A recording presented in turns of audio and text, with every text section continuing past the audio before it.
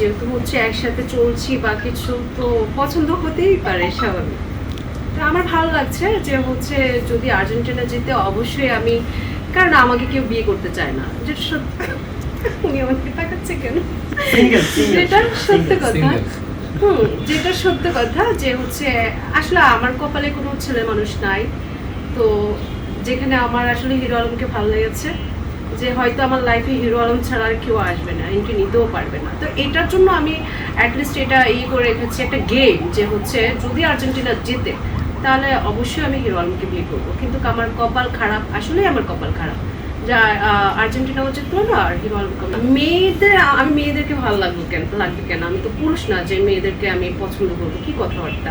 আমি বলছি আমাকে পছন্দ করে না পুরুষ মানুষরা আর কি, তো একমাত্র আলমই আমাকে পছন্দ করে ভিতরে ভিতরে।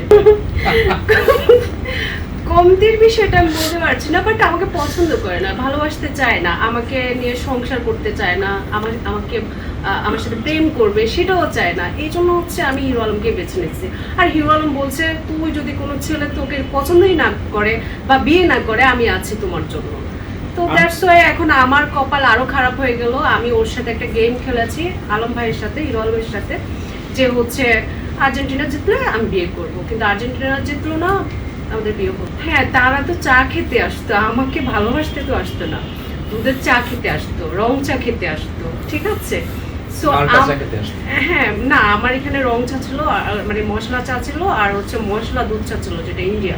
সো এটা ছিল, এই জন্য তারা দুধ চা রং চা খেতে আসতো, কিন্তু আমাকে দেখতে আসতো না বা আমাকে ভালোবাসার উদ্দেশ্যে কখনো আসেনি। আমিও চা খেতে গিয়েছিলাম, প্রেমের অফার দিত না বা কিছু, এমনিতে হয়তো মুখ দিয়ে বা বলতো, কিন্তু অন্তর থেকে তো কেউ আমাকে চাইতো না বা কেউ আমার সাথে রিলেশন করতে চাইতো না। এটার জন্য আসলে আমি ওই দিকটায় আর অতটা ফোকাস দিই।